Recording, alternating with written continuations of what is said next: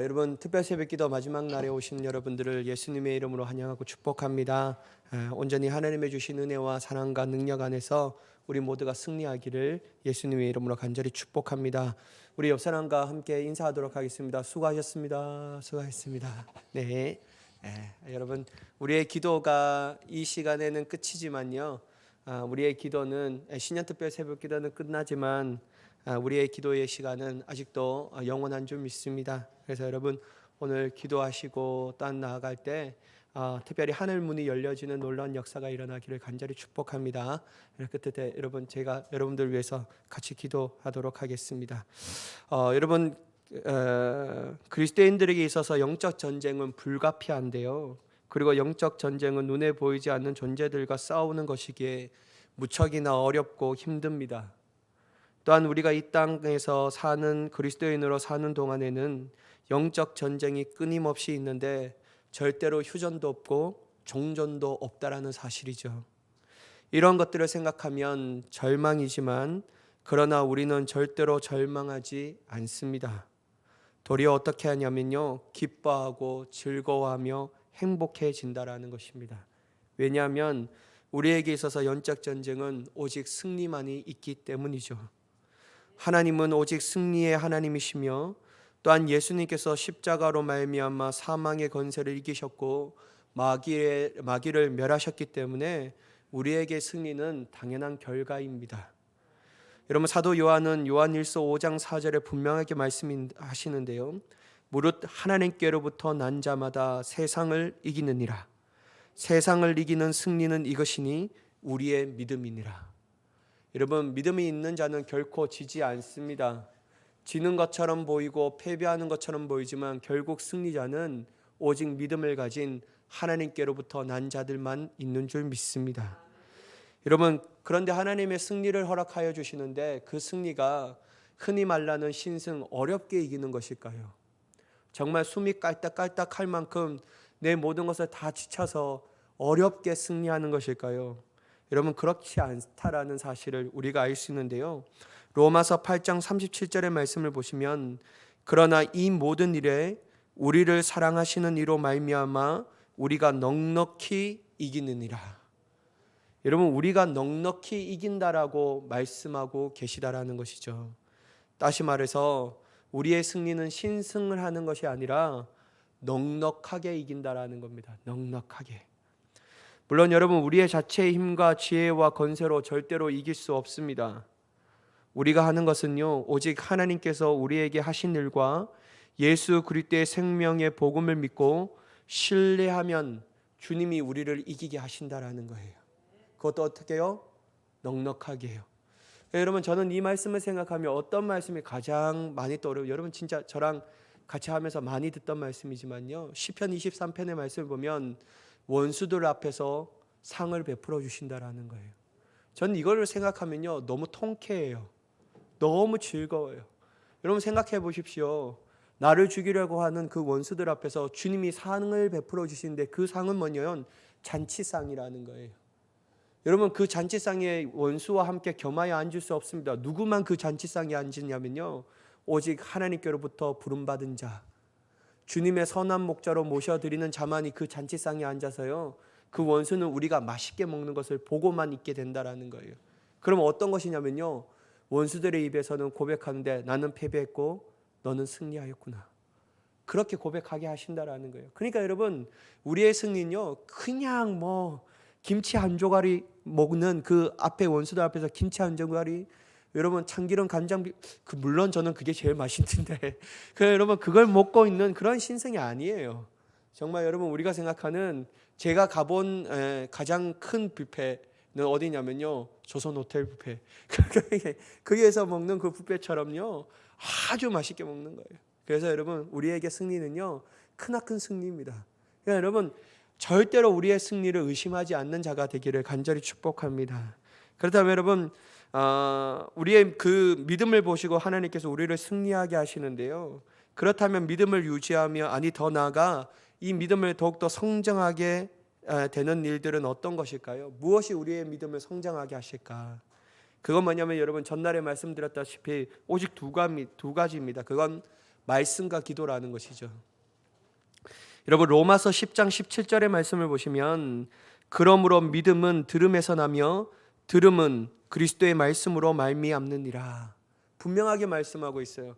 여러분 세상의 부동산 소식을 들으면서 믿음이 솟구치는 사람이 있습니까? 여러분 우리가 유행가를 들으면서 내 안에 믿음이 솟구치는 일이 있습니까? 여러분 성적인 농담을 들으면서 우리 마음 가운데 믿음이 솟구치십니까? 여러분 다른 어떤 것으로 우리의 마음의 가운데 믿음을 성장할 수 있는 것이 어디에 있습니까? 절대 그럴 수 없는 거예요. 오직 우리의 믿음의 성장함은요 하나님의 말씀을 들으면서 난다라는 거예요. 세상의 어떠한 소식이 우리의 마음을 들으면서 나게 하는 것이 아니고 오직 하나님의 전능하신 말씀을 들을 때 비로소 우리의 마음 가운데 영혼의 성장함이 넘쳐나게 되는 줄 믿습니다. 그러므로 여러분 주님의 말씀 안에 생명이 있고 건세가 있고 능력이 있다는 사실을 가지고 늘 부지런히 2023년도는요 하나님의 말씀을 볼 수 있는 자가 되기를 간절히 축복합니다. 그래서 여러분 저는 돌아오는 이제 주일부터 성경 일독을 하는 것이 아니라 90일 성경 우리가 좀 읽었으면 좋겠다라는 생각이 들어요. 그래서 여러분 90일 성경 통독의 세미나를 하면서 매주 주일 오후 예배 때는 창세기 개간을 보고 그런 성경을 우리가 90일 동안 성경 일독할 수 있도록 여러분들을 도와드리려고 합니다. 또한 여러분 또 다른 한 축이 뭐냐면요 기도의 축이라는 거예요. 여러분 에베소서 6장 11절 17절의 말씀을 보시면요 우리가 너무나도 잘 아는 말씀이에요. 뭐냐면요 핵심은 뭐냐면 하나님의 전신갑주를 입어라. 그게 여러분 에베소서 6장 11절에 17절의 말씀을 나오는 이 사도 바울의 말씀이라는 것이죠.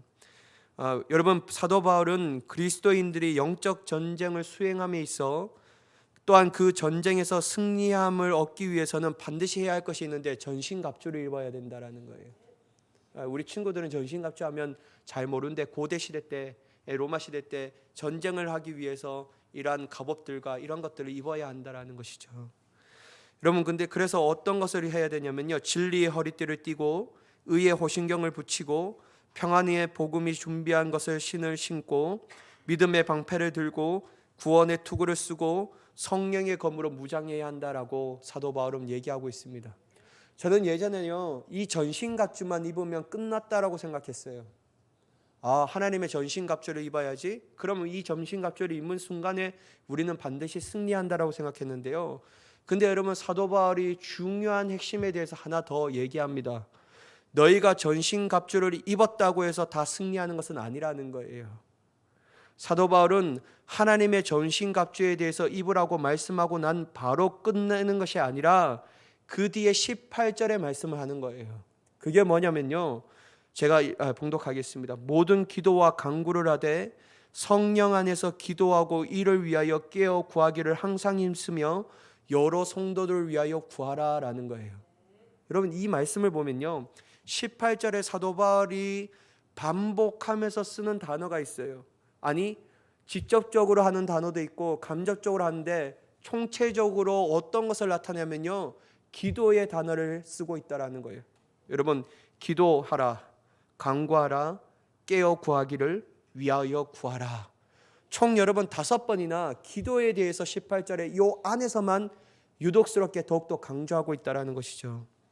그러므로 여러분 중요한 것은 바로 하나님의 전신갑주를 입고 난 후 기도로 말미암아 영적으로 깨어 있지 않는다면 깊은 잠에 빠져 적이 쳐들어와 있을 때 속절없이 당한다라는 거예요. 아무리 여러분 하나님의 전신갑주를 입어 보십시오. 우리가 기도함을 통하여 깨어 있지 않는다면요 우리가 졸고 있다면 우리가 입었던 이 전신갑주는 아무 소용이 없는 거예요. 그래서 여러분 사도 바울은 하나님의 전신갑주를 입는 것 중요하다 하지만 그 전신갑주를 입고 영적인 깊은 잠에 빠지면 여지없이 마귀의 밥이 된다. 그러므로 깨어 기도하기를 힘쓰라. 특별히 나만의 자신을 위하여 기도하는 것뿐만 아니라 여러 성도들을 위하여 기도하는 것 또한 중요하다라고 말하고 있습니다. 여러분 오늘 본문의 말씀을 보면요 그러한 진리를 더욱더 분명하게 알 수 있습니다. 여러분 36절의 말씀을 보면 이에 예수께서 제자들과 함께 겟셋마네라 하는 곳에 이르러 제자들에게 이르시되 내가 저기 가서 기도할 동안에 너희는 여기 앉아 있으라 하시고 여러분, 6월절 만찬을 마치시고 예수님이 제자들과 함께 겟셋마네라 하는 곳에 이르십니다.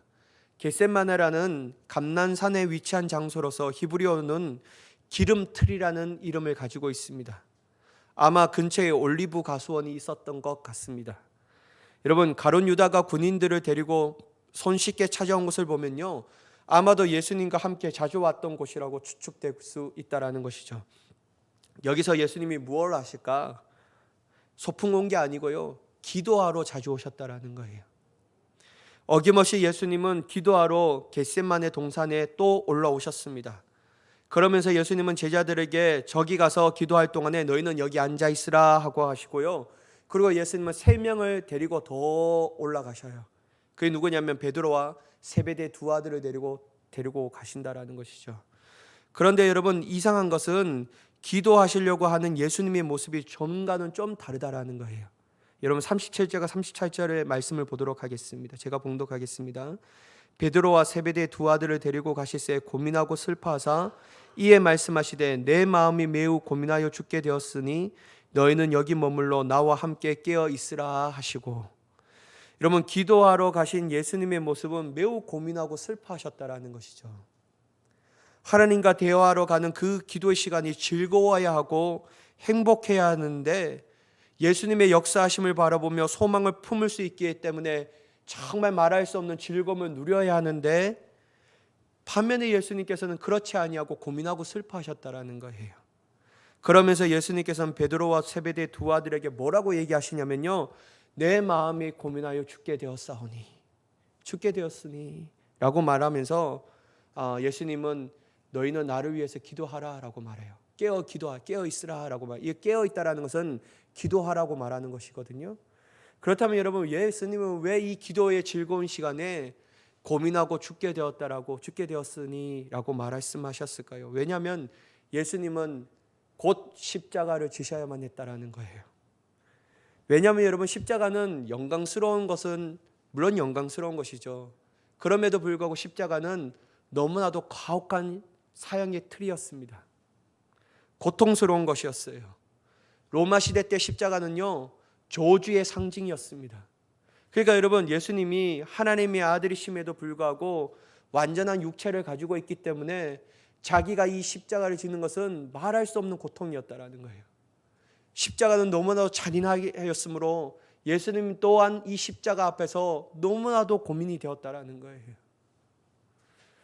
여러분, 물론 예수님은 신성을 가지고 계셨습니다. 하나님의 아들이십니다. 하지만 마찬가지로 완전하신 인성 또한 가지고 계셨기 때문에 예수님은 우리와 같이 배고프기도 하시고 정말 피곤하기도 하셨고 여전히 그 모든 것들을 아픔도 다 온전히 느끼시고 누리시는 분이셨다라는 거예요. 사랑하는 여러분, 예수님도 이처럼 십자가 앞에서 어린 양으로 죽으셔야만 하는 큰 어려움이 존재하셨습니다. 너무나도 가혹하고 고통스러운 것이기에 기도하지 않으면 안 되셨다라는 거예요. 그렇다면 여러분, 예수님도 이렇게 큰 일을 앞두고 기도하고 나아가는데 여러분, 어찌 우리가 큰 일을 앞두고 기도하지 않을 수가 있겠냐라는 거예요. 그것도 간절한 마음으로 기도하지 않을 수가 있겠습니까? 하나님은 다 하시니까 기도하지 않아도 다 어떻게 해주시겠지. 하나님, 내가 기도하지 않아도 주님은 전능하시다면서요. 주님은 전지하시다면 다 하신다면서요. 내가 구하지 않아도 주님께서 다 하시는데 내가 뭐하러 구할 필요가 있습니까? 라고 말하면서 기도하지 않을 수도 있습니다. 근데 여러분, 예수님 한번 생각해 보세요. 예수님도 기도하셨어요. 예수님이 전지하신 하나님을 모르셔서 기도하셨겠습니까? 그럼에도 불구하고 주님은 우리에게 기도하라고 말씀하셨습니다. 주님은 다 하시지만 우리의 고백을 받기를 원하셨다라는 거예요. 하나님의 아버지를 구함을 통하여 주님의 뜻과 주님의 생각을 알기를 원하셨다라는 것이죠. 그래서 여러분, 진짜 기도하지 않으셔도 할 분이 예수님이신데 그분이 시간을 내어서 자기의 마음을 다하여 기도하셨다라면 우리는 더욱더 기도해야 합니다. 우리는 예수님의 발꿈치 때라도 못 가져가기 때문에요. 우리는 더욱더 기도해야 한다라는 거예요. 그래서 여러분, 특별히 큰일을 앞두고요, 예수님처럼 간절히 기도할 수 있는 저와 여러분이 되기를 예수님의 이름으로 간절히 축복합니다. 그래야지만 결국 승리할 수 있기 때문이죠. 그렇다면 여러분, 기도는 왜 우리에게 이렇게 승리의 기쁨을 주는 것일까요? 그건 뭐냐면요, 기도할 때 비로소 점차 우리의 뜻이 사라지고 하나님의 뜻만이 분명하게 남기 때문입니다. 여러분, 39절의 말씀을 한번 보실까요? 조금 나아가서 얼굴을 땅에 대시고 엎드려 기도하여 이르시되 내 아버지여, 만일 할만하시거든 이 잔을 내게서 지나가게 하옵소서. 그러나 나의 원대로 마시옵고 아버지의 원대로 하옵소서 하시고. 여러분, 예수님께서는요, 베드로와 세베대 아들에게 같이 기도해 달라고 부탁한 후에 조금 더 나아가셨습니다. 그리고 어떻게 기도하냐면요, 하나님 앞에 얼굴을 땅에 대시고 엎드려 간절하게 기도했다라는 거예요. 여러분, 이거는 말할 수 없는 간절함입니다. 여러분, 구약의 시대 때 이러한 분이 있었습니다. 누구냐면 엘리야였어요. 여러분, 그 엘리야가 이 갈멜산에서 850대 1로 싸울 때 어떻게 했죠? 그가 마지막 하나님 앞에 제단을 쌓고 물을 붓고 주님의 불을 내리기를 간절히 원하는 마음을 할 때 무릎 사이에 자기 얼굴을 끼고 기도했다라는 거예요. 이건 뭐냐면요, 주님이 역사하지 않으시면 안 된다라는 거예요. 인간의 무기력함을 나타내고 하나님의 크신 능력을 바라보고 있다라는 것이죠. 그러니까 여러분, 예수님의 마음이 너무나도 간절하게 기도했습니다. 첫 번째, 여러분, 예수님의 기도의 내용은 다음과 같습니다. 아버지여, 만일 할만하시거든 이 잔을 내게서 지나가게 하옵소서. 그러나 나의 원대로 마시옵고 아버지의 원대로 하옵소서라고 기도하신다라는 거예요. 여기서 여러분, 저는 예수님의 인간적인 모습을 발견합니다. 아, 주님도 우리와 같은 인간의 모습이 있었구나. 그게 뭐냐면요, 첫 번째 기도의 핵심은 다른 것이 아니라 이 잔을 내게서 옮겨달라는 것이 첫 번째 기도의 핵심이었어요. 여기서 잔이라는 말하는 것은 구약시대에 쓰인 잔과 같은데요, 마찬가지로 형벌이나 고난을 의미하고 있어요. 그러나 여러분, 이 잔은요, 하나님의 저주의 잔이었습니다. 우리가 받아야 할 저주를 주님이, 하나님께서, 예수님께서 이 잔을 받는다라는 것은 하나님의 이 저주가 기다리고 있다라는 것이죠. 이 저주는 말할 수 없는 아픔이었다라는 거예요. 여러분, 어느 정도로 이 예수님의 저주의 잔이 크셨냐라면요, 십자가 위에서 뭐라고 얘기하셨습니까? 엘리 엘리 나마 사막다리, 아버지 아버지 어찌하여 나를 버리셨나이까. 완전히 주님이 외면하셨던 것처럼, 그 정도로 느끼는 것처럼 저주의 잔이 너무나도 쓰고 싶다라는 거예요. 너무 아프셨다라는 것이죠. 그러니까 여러분, 예수님도 이 잔이 옮겨지기를 원하셨다라는 거예요. 이 잔이 쏟아짐으로 말미암아 우리의 죄를 속량하는 것은 분명한데 주님조차도 이 잔을 감당할 수 있는 넉넉한 마음은 없었다라는 것을 우리가 알 수 있습니다. 그러니 진노의 잔이 혹시나 피해갈 수 있을까라는 바람이 있어서 주님이 이 잔을 피해갈 수 있다면 피해가게 해주세요 라고 기도하였다라는 것이죠. 근데 여러분, 물론 예수님의 기도의 뒤에 내용은 뭐냐면 자신의 원대로 하지 마옵시고 아버지의 뜻대로 하옵소서라고 말합니다. 그러나 여러분, 두 번째 나아가 기도하실 때는요, 첫 번째 뉘앙스와 좀 다릅니다. 뭐냐면 어떻게 하냐면 42절의 말씀 보시면 다시 두 번째 나아가 기도하여 이르시되 내 아버지여, 만일 내가 마시지 않고는 이 잔이 내게서 지나갈 수 없거든 아버지의 원대로 되기를 원하나이다. 여러분, 예수님께서 두 번째 하나님 앞에 나아가서 기도할 때 핵심은 뭐냐면요, 바로 아버지의 원대로 되기를 원하였다라는 거예요. 자신의 원함은 이제 중요하지 않았습니다. 오직 하나님의 뜻이 이루어지는 것이 더욱더 중요하게 생각하고 그것을 결심하며 결단하며 기도한 것이라고 할 수 있죠. 여러분, 예수님은 총 3번이나 기도하셨습니다. 44절의 말씀을 보면요, 같은 말씀으로 기도하셨다라고 쓰여져 있습니다. 이게 뭐냐면요, 첫 번째 내용과 같은 기도한 것이 아니라 두 번째 내용으로 같은 기도를 하셨다라는 거예요. 사랑하는 여러분, 저는 기도가 바로 이것이라고 생각합니다. 우리가 기도할 때 영적 전쟁에서 승리할 수밖에 없는 이유, 그것도 끊임없이 기도하며 계속해서 기도하면 더욱더 승리할 수밖에 없는 이유는 바로 우리의 원함은 사라지고 오직 하나님의 뜻만이 남기 때문입니다. 그래서 여러분, 우리의 원함에 더욱더 순종할 수 없다라는 거예요. 기도하는 사람은요, 더욱더 기도할수록요, 우리의 원함은 다 사라지는 거예요. 오직 뭐만 더욱더 분명하게 남냐면요, 하나님의 뜻만이 남는 거예요. 하나님의 뜻과 자신의 뜻을 철저하게 구별하게 됩니다. 그리고 내 뜻은 사라지고 오직 자신의 눈앞에 있는 것은 뭐냐면요, 하나님의 말씀만이 더욱더 선명하게 남는 거예요. 그러므로 여러분, 우리 또한 기도하고 끊임없이 계속해서 기도한다면요, 하나님의 뜻만이 분명하여져 하나님이 원하시는 뜻에 분별하기 때문에 오직 우리는 영적 전쟁에서 우리의 삶 가운데서도 승리하는 자의 삶을 살아가는 줄 믿습니다. 그래서 여러분, 기도하지 않고는 절대로 영적 전쟁에서 승리할 수 없는 거예요. 반면에 여러분, 기도하지 않는다면 영적으로 깨어있지 못하고 분별할 수 없기 때문에 그들은 보이는 것에 따라 순종하고 오직 자신의 뜻과 생각 그리고 판단의 최종 선택을 하여 결국 승리하는 삶을 사는 것이 아니라 철저하게 실패하는 삶, 패배하는 삶을 살아갈 수밖에 없는 줄 믿습니다. 그걸 어떻게 알 수 있냐고요? 여러분 한번 보세요. 예수님과 제자들의 행동의 결과를 한번 보십시오. 예수님께서 이렇게 간절하게 기도하실 때 선별된 3명의 제자들, 그나마 12제자 중에 그들도 자신의 뜻을 좀 알 수 있다라고 말하는 예수님과 세베대 두 아들을 데리고 선별된 이 제자들을 데리고 왔을 때 제자들이 어떻게 할 수 있었을까요? 어떻게 했죠? 40절의 말씀을 보면 제자들에게 오사 그 자는 것을 보시고 베드로에게 말씀하시되 너희가 나와 함께 1시간도 이렇게 깨어 있을 수 없더냐. 여러분, 주님의 탄식이 들리십니까? 저는 이 말씀을 볼 때마다 너무 가슴이 아픈 거예요.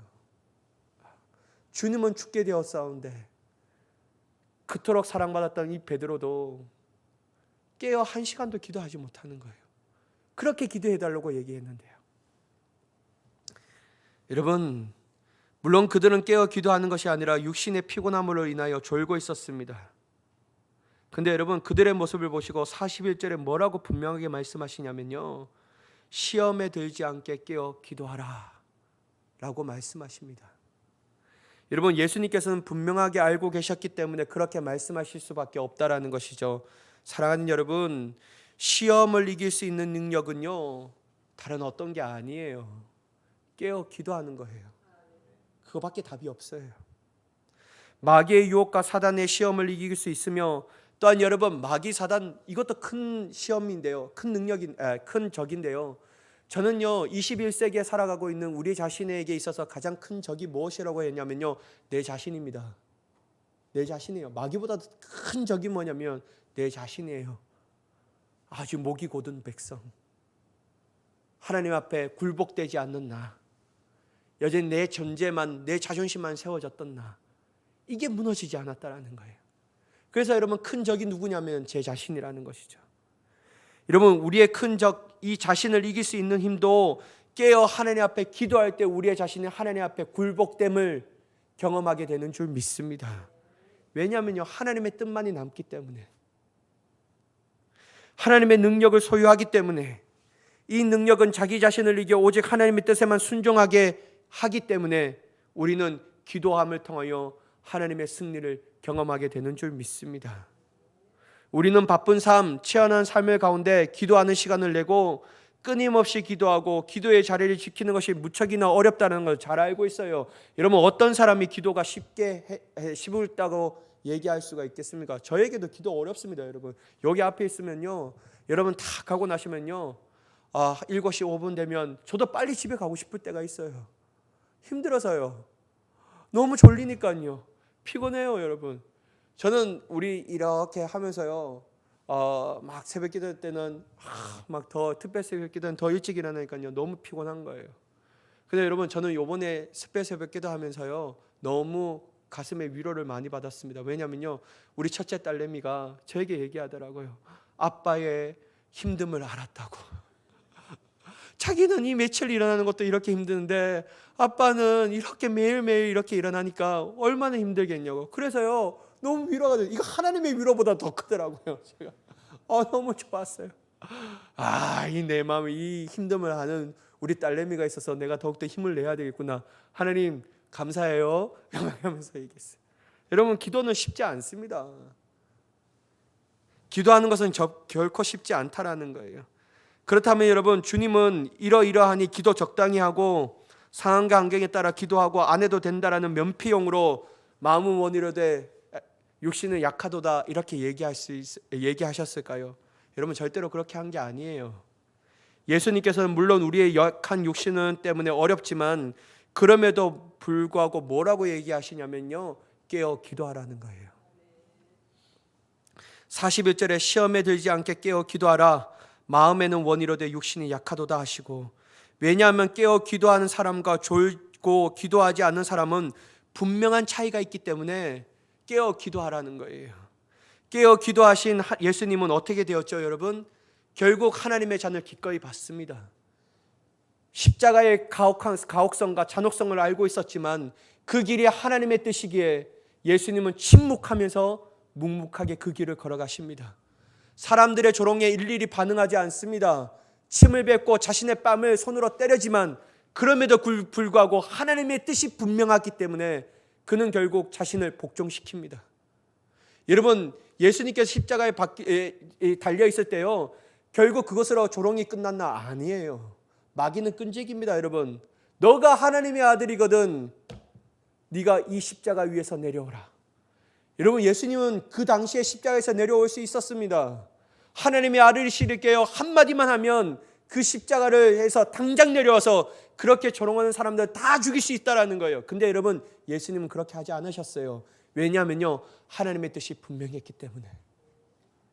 사람들이 아무리 조롱해도, 사람들이 아무리 그들을 여러분 막 비난해도, 예수님을 비난해도 결국 예수님은 십자가의 길로 가셨습니다. 예수님은 기도하신 분이시기 때문에, 하나님의 뜻이 분명하기 때문에 그 십자가에서 물과 피를 다 쏟으셨다라는 거예요. 누구를 위해서요? 우리를 위해서요. 근데 여러분, 반면에 졸고 기도하지 않았던 제자들은 어떻게 되었습니까? 예수님께서 붙잡혔을 때 다 도망갔습니다. 여러분, 다 도망갔어요. 한 명도 남지 않고 다 도망갔어요. 여러분, 베드로는 어떻게 했습니까? 그때 예수님께서 자기가 십자가에 막 못 박힐 것을 얘기했어요. 자기가 죽을 것을 예고하셨습니다. 그때 베드로가 어떻게 했냐면요, 주님 무슨 말씀이십니까? 주님 절대로 죽을 수 없습니다. 제가 맡겠습니다. 주님이 죽기까지 저는 그 자리까지 따라 나아가겠습니다라고 진심으로 결단했던 이 베드로였지만요, 어떻게 됐죠? 도망갔어요. 도망갔어요. 그래서 여러분, 사람의 진심은요, 결국 여러분 자기가 어려운 상황에 처하면 다 변합니다. 결국 어떠한 하나님의 뜻만이 남아지는데요, 결국 하나님의 뜻을 가진 사람만이 끝까지 변하지 않는 거예요. 저는 여러분, 호언장담했던 베드로 또한 다 도망갔고요, 모두 다 또한 자기가 죽을까 봐 도망가는 비참한 결과를 맞이하게 된 겁니다.